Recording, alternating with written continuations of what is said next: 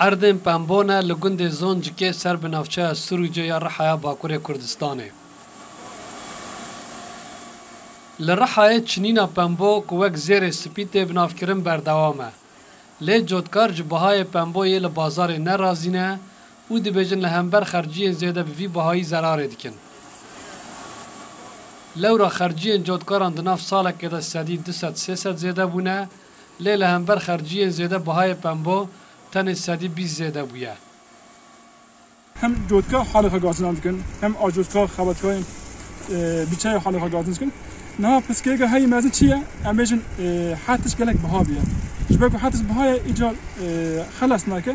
توی هایجی امیجن پس که دکم اولی. نه ایرو جودکار جبه دونمک ات هایی کم 6 میلیون مستقی پایه. ایرو بیت بمید فروشی آن 6 میلیون بکوی.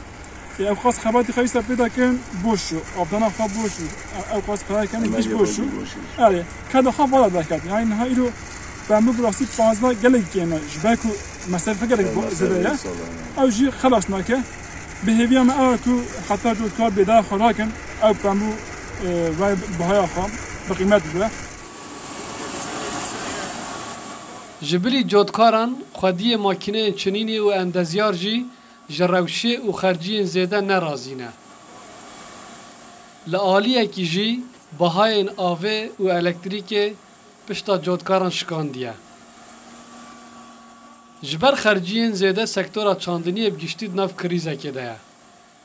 هم حالا که امجی پیموده چینن؟ آره. این وارگ شوری چیفچیای جاوی وان دا عقدی بهای.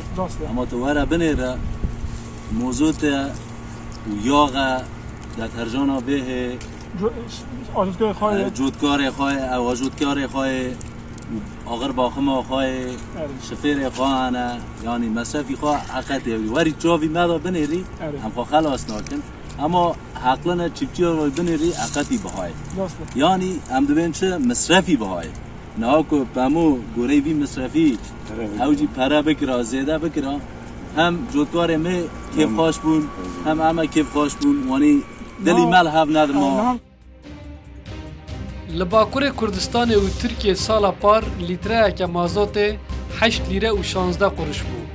لید جوتما ها ای سال دا گیشتی 27 لیره و 37 قرشان. بهای تون گبره پنبود ماها جوتما ها 1021 ده 8600 لیره بود.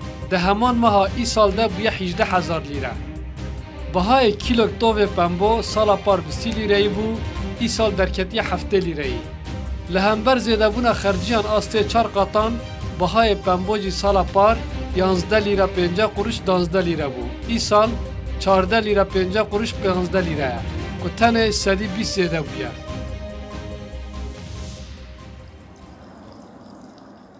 رحال سر آستا باکور کردستان و ترکیه یک جمزنترین باجاره که 883,386 هکتار عرض چاندنی لهنه.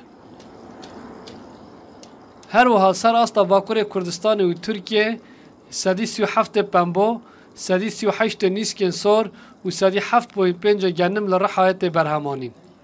محمد امین روداو